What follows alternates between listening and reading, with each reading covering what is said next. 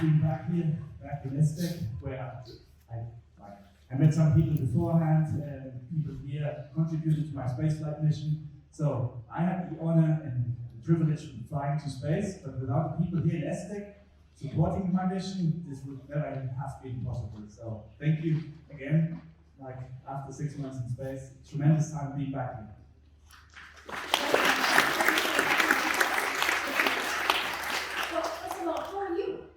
I'm good. So maybe you've seen the last pictures, like after landing, the first few days, you are a little bit wobbly on your feet, on your legs, but now after 4 months back on Earth, I enjoy gravity again. That's fantastic. Well, it's something that we maybe can't really understand, but it's really nice to hear this from you. So let's start. Let's dive into your missions. We see here in the back the badge from your mission Cosmic Kiss. So I would like to ask the audience, what do you think this represents? What can you see now? Actually, we have our colleagues Anna and Kai. Anna, maybe you show you. She has a nice catch box. Yeah, some people just want to. We have an idea here in the front. We have somebody here in the first row. In the front. Because I put some special effort designing this badge. Can you throw it?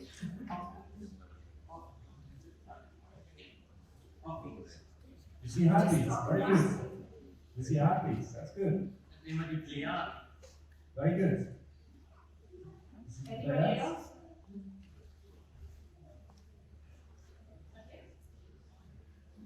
Don't be shy. There's somebody over there? Here, there. We see somebody there. Oh yeah? You see a connection? Yeah. Very good, it connects. There's definitely a connection. From the star, from the earth, moon, Yes. Very good. And the lady next to you?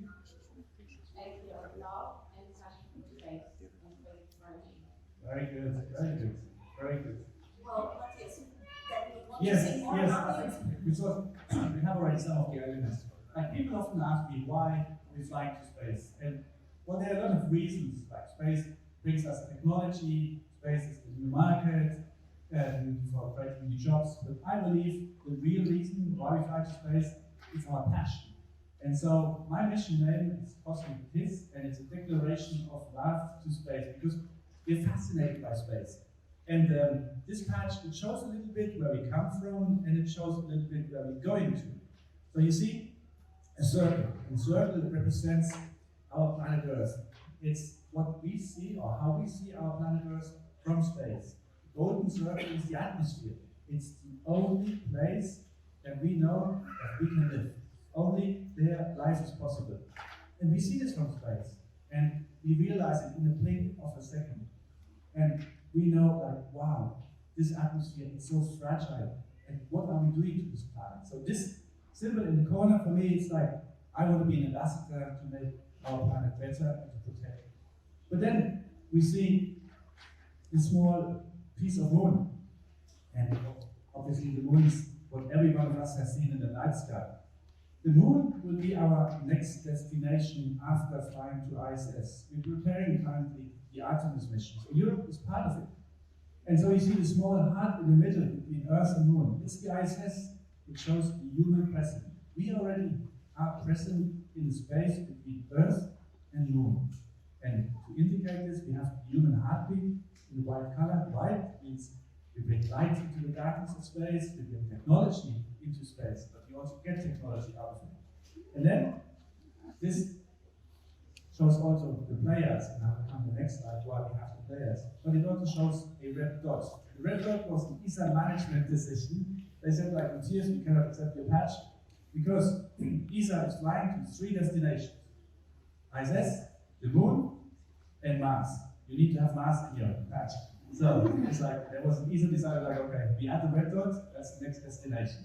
So we have everything in this patch. And based on the picture, can you tell us what's in this? Yes, so who knows what this is? The green disc with the golden index. Somebody knows? Somebody there knows, yes. Yes. Exactly, it's the sky disk of Nebra. So it's a disk that has been found in Germany 15 years ago, 20 years ago maybe.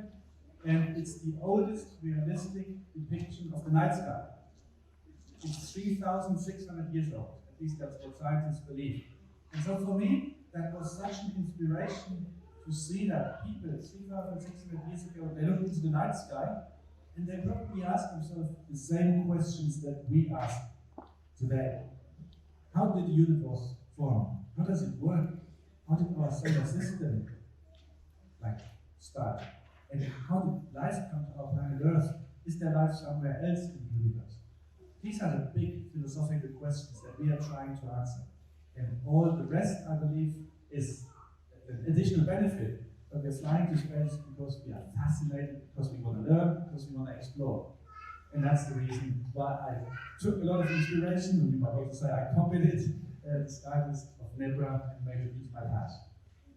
Fantastic. And after this introduction to the cosmic exhibition, let's get a bit more technical. So you launched on the 11th November 2021 on board the SpaceX Crew-3 as part of the Crew-3 together with the other astronauts.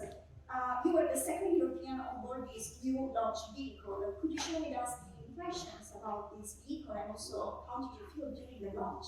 Yes. So this is a SpaceX rocket, and you're right, it's a commercial vehicle. And I was the second European. The first one was Thomas Pesquet, my dear friend from France. I missed him in space. He actually was waiting for me to hand over to me, but then we had kind of 2-week delay, and so he had to come back before we launched. But looking at Thomas' mission, my mission, and I handed over to Samantha Cristoforetti, it shows that we have had the longest time of almost continuous European presence in space, 1.5 years. So it's a big milestone for ESA, having such a long European presence in space, and it shows our ambition. We want to be there, we are part of the space family. Thomas was the first to ride on a commercial rocket. I can also say on a used rocket, a recycled rocket. I was the second one, and my rocket, after bringing me to space, it landed again. We brought the satellite to space, it landed again. We brought Samantha Cristoforetti to space, and landed again. And probably will bring many more astronauts there. So it shows also we are in a transition phase from the old style of flying to space to the new commercial era. And while I was in space, I became also a space tourist, and they all came on this new recycled rockets. And I believe we, as Europe, we need to not only take note of it, but we need to be actively taking part in this evolution of the new era, the new dawn of commercial spaceflight. But you asked, how did it feel? Yeah, I should say how it feels. It's the only impression I have. Sorry, I'm talking so much. So my dear friend Alexander Gerst from Germany, who flew to space, he rode on a Soyuz rocket, and he told me, a Soyuz rocket, you don't even feel when it leaves the pad. It's so smooth. It's really smooth. So I feel like, okay, that's it. And then the countdown came, 3, 2, 1, and I had a massive kick in my back. Because the Falcon 9 is a really ambitious beast, and so I was wild right up to space. In 10 minutes, you're up there in space, but then you're booked in weightlessness for 6 months, and you enjoy the lack of gravity. Nice. So let's talk about the arrival. Exactly. So you arrived when you docked the ISS on the 12th of November. We see it here in the back. Is there a special protocol? Is there a ceremony, or you just float in and are all happy, or is there something procedure? You see now the handover of the commandership for Samantha, they had a little bell, so there seem to be some protocols. Is there something from the arrival? Well, for the arrival is you open the door, and your friends that you have been training with, and who flew before you, they're waiting for you. You open the door, you float in, and usually before you leave, that's the handover ceremony of the commandership, and currently Samantha Cristoforetti. First female European astronaut who is commander for the highest person in space. So that's a great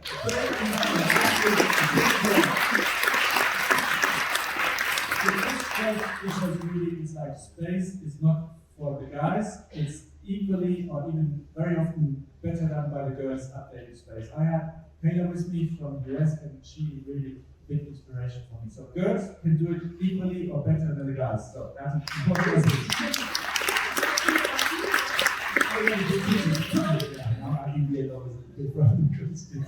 So the ISS that we saw in the background, it was a bit of just a few words.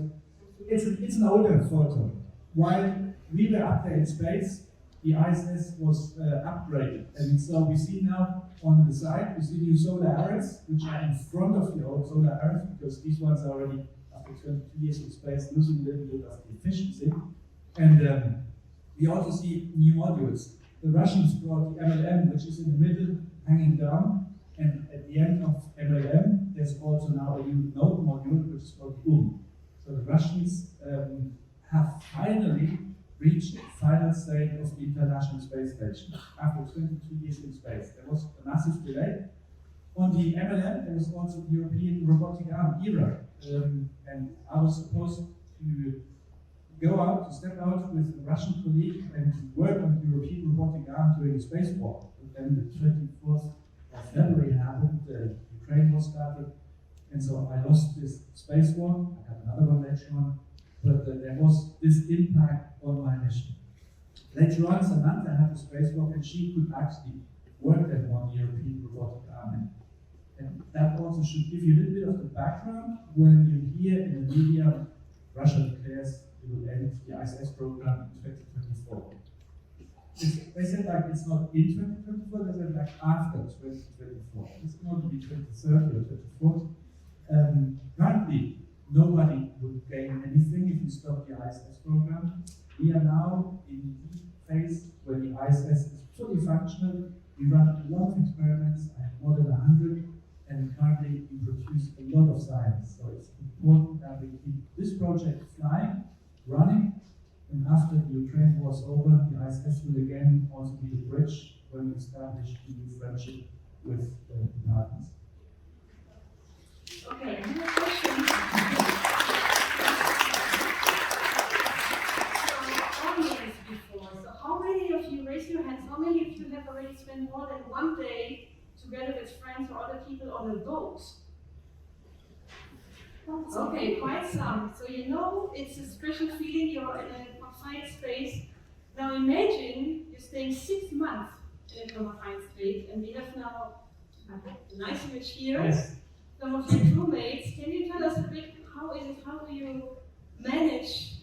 I mean, you said, of course, you train together, you're all friends, but still, I imagine it's also tough to be 6 months together on a limited space. You cannot just say, oh, I have enough, I go for a walk. It's just not possible. Indeed, it's the biggest challenge today of flying to space. It's not having the best rocket, having the best space station. It is having the best people working together, not being individually the best people, but being best as a team. So the teamwork is what we are selected for during the astronaut selection. People, psychologists, come and pay a lot of attention to choose people who they can imagine can live for half a year or a year in space. And there we have Piotr, fully to the left, and we have Mark here with a grey shirt between Raja and Taylor. They spent a year in space. A full year in space, and the other we spent 6 months in space. So imagine if you don't get along with each other, then it is really, really tough. It can be a painful time in space, and things like this apparently have happened in the past. This is the very first day, and you see us all smile, and I promise the very last day and all days in between, except for the 21st of February, we were all smiling exactly like in this photo. So I had my space colleagues before we launched, and in space they became my space family, and we are still the best friends and family, and I miss them a lot. Oh, this is such a nice feeling, but maybe sometimes you need some time just for yourself, as we can see here. And I know that one of the highlights every astronaut talks about is the view from the cupola. Could you share your impressions about it? So the cupola is our favorite place. It's the window that we have on the International Space Station facing towards planet Earth. So actually the photo is wrong, it should be upside down, but then you all look kind of confused, that's why we put it this way. But planet Earth, which is above here in this photo, actually is the other way around. It's the place where we spend almost every spare time that we have. Sometimes we're 2 or 3 in there, it's not very big. Sometimes there's a special event and everybody tries to squeeze in. So there was a day when we tried to take a photo of a solar eclipse, and 7 of us were in there with a camera taking a photo because it's a little bit too tiny for 7. It's a favorite place, and all the photos that you see, most of them come from here. All the high magnification photos, however, we cannot take from there because there are filters in the glass, and everything above like 400 magnification we take from a different window, which is much smaller and it only allows straight look down. We also have here an important function. You see my left hand is touching this device here. It belongs to the robotic arm.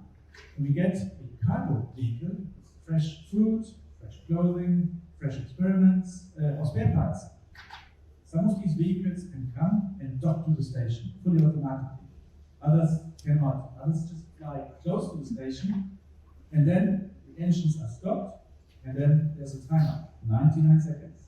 And we need to catch the vehicle with the robotic arm in 99 seconds. It has always worked out well, but I can tell you 99 seconds is a little bit of a pressure. Now let's dive into your space mission. What were your main tasks on the ISS? So we fly to space because we do research. We do experiments, and I did way more than 100. This is one that you see here. We also do maintenance, we fix stuff, and experiments are pure science, fundamental science, up to technical demonstrations. And this here is a mix of both. It's a small experiment that I hold in my hand. It's a materials science experiment. So there are 3 different materials. One is stainless steel, the same type of steel that you have in your spoon or in your cutlery back home, exactly the same.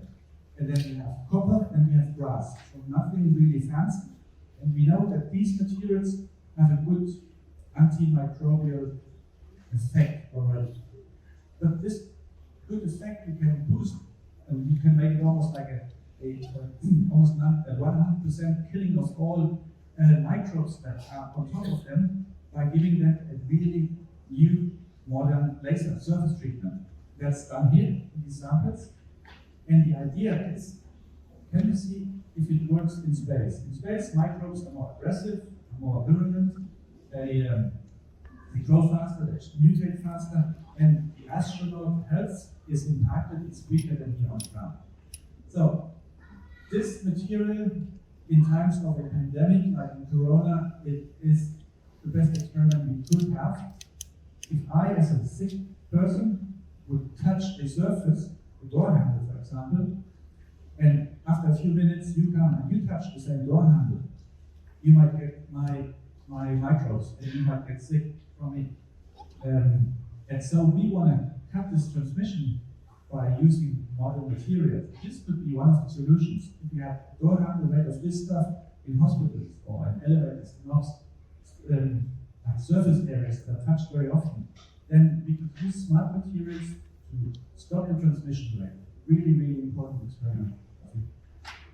Okay, here we see another experiment. So we can see also it's a very diverse parts or areas of the station. Everything is packed with material and science. And we see here another one where we're not sure, is this part of an experiment? Is it pure sports? Is it both?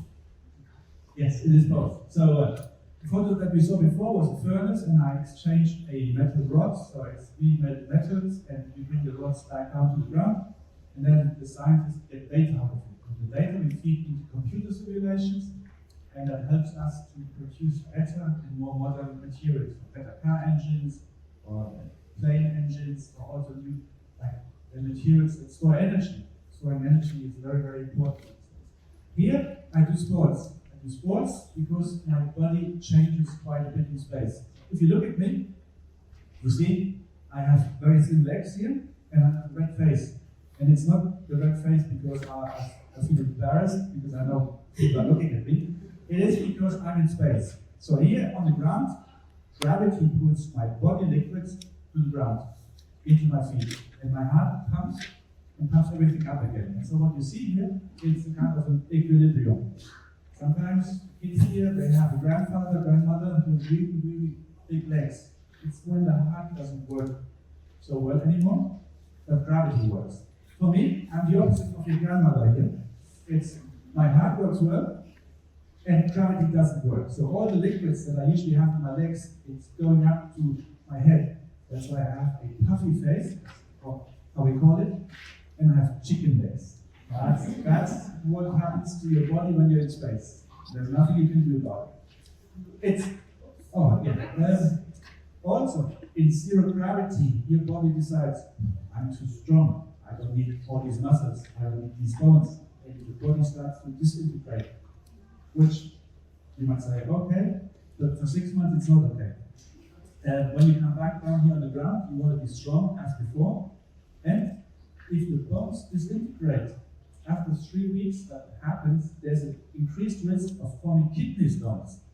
And if one of the astronauts has a kidney stone, they have so much pain, all 4 in the capsule need to come back. So imagine if one of us didn't do sports, we risk the mission for all 4 of us. So that's why we have to do sports every day, 2.5 hours, 1 hour of cardio, and 1.5 hours of weightlifting. This is weightlifting. It's pushing against the resistance. It's not lifting a weight. It's lifting weight in zero gravity doesn't make sense. And I have also a blue suit on here, and it's like my colleagues, they were jealous. They were like, "This is a fancy blue suit," and hey, here comes fancy again. This suit has electrodes embedded in the suit, and I got electroshocks. It's electro-muscle stimulation. Some of you might know this from fitness studios. It's a spin-in from an existing commercial product into space. It actually improves the quality of our sports back in space. Let's move now from the inside of the International Space Station to the outside. One of the highlights of the mission was your spacewalk, which is technically called the extravehicular activity. I mean, the view from here must have topped the one from the cupola, right? Yes, definitely. It was the best day in space I had. It's like, I mean, you train quite a bit for walking in space, and I'll start again. It's like when you fly to space, at least I had 3 dreams. So the first one is I want to ride on a rocket. Okay, so you're in space, you ride on a rocket. Done. The second dream is I want to step out of the space station. I want to open the door and I want to see how vacuum is from the outside. Or how does the space station look from the outside? And dream number 3 is I want to walk on the moon. So, see, there's a bit of ambition to come. So this was dream number 2, and how does it feel? It's like I expected beforehand. It feels like, okay, it's again like 20% extra, like the rocket launch, 20% more. But I have to tell you, this is like a completely new adventure. It's 100% new excitement. It's like Alice in Wonderland, falling down the well, and you are suddenly in a new era, in an area which is completely different. So I crawled on the space station, and I had the impression, I mean, we fly at 28,000 kilometers per hour, but you don't feel the speed. I had the impression I was crawling on an oil rig in a black ocean. And then below me, that was all like when the sun came up and the sun goes down, so you don't see the continents, you don't see the land below. It was such a mystic world. It's completely fabulous. And I was floating there by spacesuit, and it's just like difficult to describe. It was a very tough day. We had a lot of challenges. In the beginning, a lot went wrong, so we lost the first hour just fixing what we did wrong. And then, then it was, we did everything that we had to do, even a little bit more. And it was the most exciting day in space. And I have to say, all the days have been very exciting. Amazing. I could listen to this for hours, really. And well, this is a very special visitor on the space station. You mentioned already that Samantha was, she came to the station to start her mission in Vietnam. So how was to meet each other in space?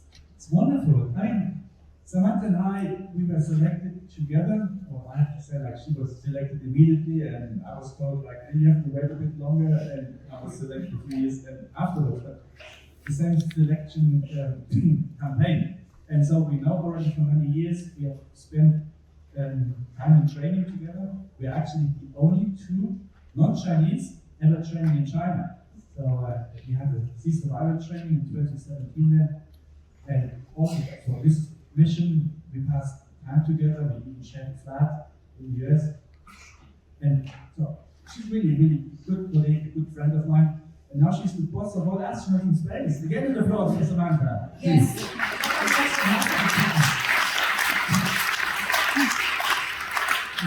So here to go back, it's like I'm still smiling, but it's already a sweet sour smile because it's like I have to leave. That was my last day in space.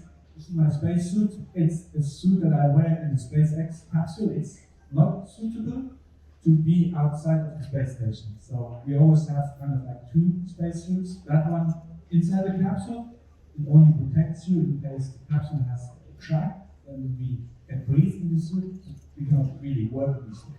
So I climb into my suit, and then I climb through this tunnel that you see behind, and then I go into my Dragon capsule, and 24 hours later I was already down on the ground. You see this in the next picture. You had a landing actually in the water after a probably very rough ride. Can you very quickly recap how you're going now in your suit into your Crew-Dragon, what happens then, you're undocking. Can you quickly describe how is this ride dragon? Is it splashed down at the end in the water? Is it something like finally there, or don't you notice it's hardly at all? Yeah, it's a wild ride back home, I have to say. You see already, this used to be all white, and now it looks like a burnt marshmallow.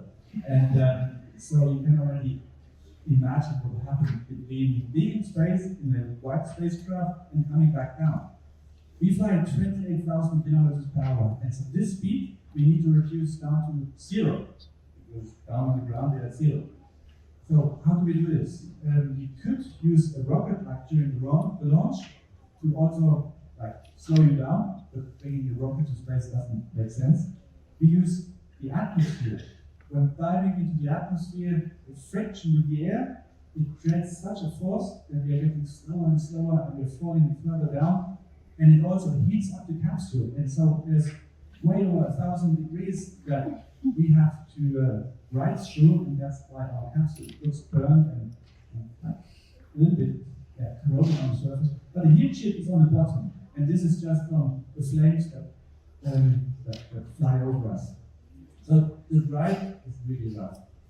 So we start at 120, 130 kilometers height, when suddenly it says 0.01 G. So before we are at 0 G, but then suddenly it starts building up.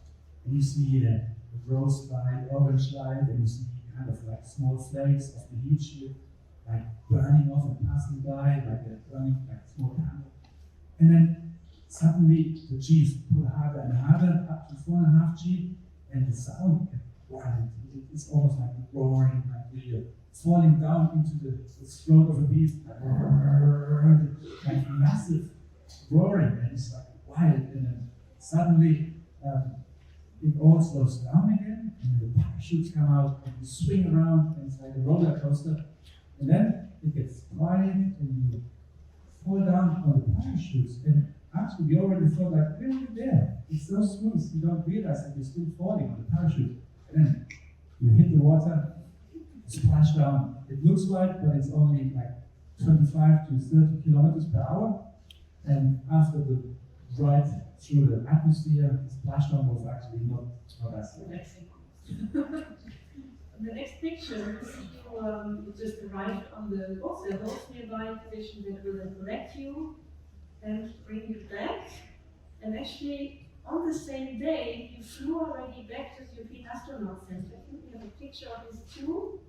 And here we see you arriving in Cologne, close to the European Astronaut Center, which is basically the home base of the European astronauts. It was already in the middle of the night, it was a long day, but you were still welcome. We saw this in the video. There were some people gathered to welcome you. How was it? You must have been probably super tired already. Yeah, it's well, obviously, it's just fresh back on planet Earth, and when you land for the first time on planet Earth, you have problems to walk. As baby, you learn, like, you have more time to learn how to walk. And here, I felt like I'm really wobbly on my feet. So that was probably 20 hours after landing, and it was difficult to walk in a straight line. So whenever you have to do a police check, police wants to see if you're drunk or not. you have to close your eyes and walk a straight line. I would have failed all these exams because that's when you come back from space, your body isn't used to gravity anymore, and it takes a few days. And here you see my doctor, the guy behind me with the mask. He's actually holding my back because he's scared that I'm tripping and falling over. And I had to concentrate so much because there were more than 100, 150 friends of mine. And I said, like, wow, I'm super excited. Everyone's coming here, welcome me back. It's like, please, Matthias, control yourself, don't throw up, walk a straight line, and be nice. And so, yes. But it was tough. There was another challenge. Okay. Yeah, I have one last question for you before you move to the next room where you will be signing autographs, I've been told. And then maybe we have a little time for some questions from the audience. Nicola? I think we see like 5 minutes we will have. 1:40, next door. All right, perfect. And for how long? But I think we have 5 more minutes. Okay, good. Let me maybe quickly say 1 or 2 words about this interesting building that we're seeing here, which is actually a facility of the German Space Agency. They're both on the same campus, the European Astronaut Center and the facility, and it's called Hub. Exactly. The Astronaut Center is the small building on the right-hand side. It's the only place in Europe where astronauts are trained.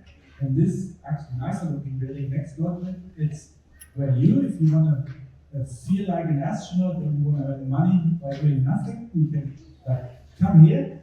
They are always looking for candidates who lie down for 6 to 8 weeks in a bed. They run bed rest studies. They pay you well, but there's a disadvantage. Like not doing anything and being heads down 7 degrees for such a long time, it changes your body into a chicken legs and puffy face look. Or you will feel like an astronaut, they will study the effects on your body in there. But here you did basically training. Yes, it's a little bit of, yeah. So the first 3 weeks is rehabilitation. I still have muscles and bones, but the coordination of the body still needs to be trained again. You can imagine here on the ground, your spine, so the back has a kind of slightly S shape, because when you walk, that's ergonomically correct and good, it helps you to move around. But in space, my spine was a straight line. It was almost like a stick. So when I tried to run, it's like I couldn't run because my body didn't really know how to move. And so that's what we need to learn again in the first 3-4 weeks after landing. All the small muscles and the coordination of all the different muscles in your body together. So yeah, that's why you see the biggest force here. I think Ariana has one last Yes, I question have for one you. last question. What words of advice would you give to the kids and students who would like to push a career in space? Yes, so my advice is, being an astronaut is super easy, but becoming an astronaut is difficult because there are so many people who have the same dream. The important thing is, only those who have a dream can reach that dream. So my advice is like, dream big, and then you can also reach the stars.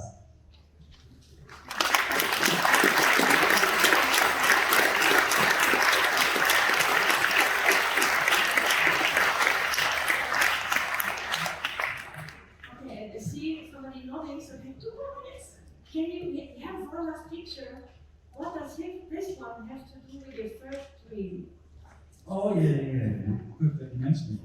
So currently in Cologne, we are about to set up a new facility. It's called the Moon Training Center, Technology and Training Center. And here in this new building, we will have astronauts preparing for the moon. We will have scientists and students come to check out new experiments. We will have space experts helping to develop procedures, how we will work on the moon. We will have industry spin in new technology, but there will also be a business incubation center right next door to it to have spin-off of moon technology that we will bring back into our daily life.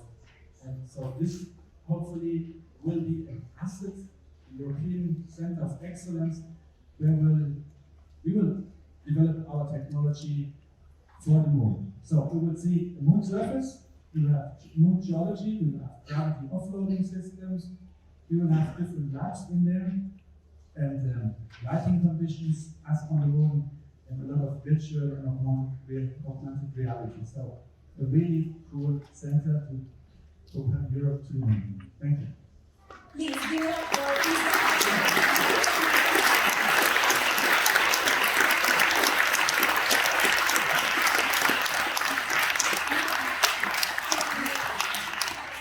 We have time for kind of 2 questions from the audience to which you have to reply quickly. Anyone? Anna is One there. the catch box. Thank you. Can you hold it a bit closer to your? Yes. Yeah, thanks for your talk.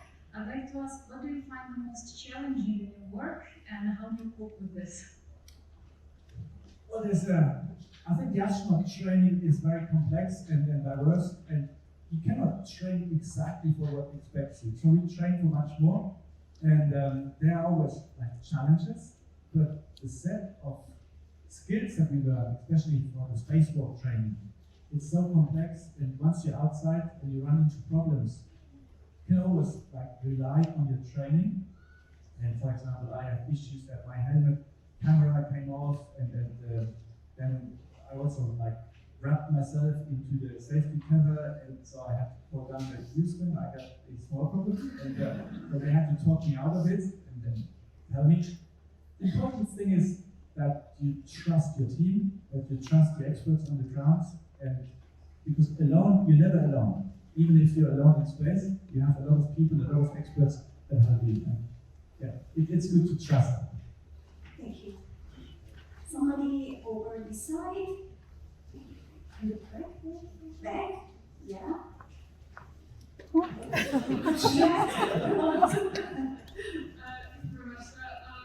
I'd like to ask you, what do you do on Earth when you are not in space? Does it depend on your previous work before you were an astronaut, or? A little bit. So all the astronauts, when they fly to space, when they come back, there's a 6-month period after the flight. So I landed in May, and so my 6-month period will now end very soon at the end of November. And the latest, it's the period where I do a lot of sports, for rehabilitation. That's the first 6 weeks, I would say. And then I do a lot of communication. So coming like here today to talk to people and explain what we do in space, because it's important to share the space dream. But then, after November, Samantha will do the job that I do now, talking to the public. So she will share her emotions and her experiences in space. And I will be working in the lunar facility. I will become a project manager.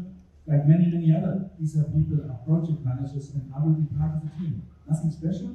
And yeah, so I hope that I can contribute so that in the future other astronauts can fly through a mission. Because all the stuff that I get, it was prepared by other people. And so now it's time for me to pay back. Thank you.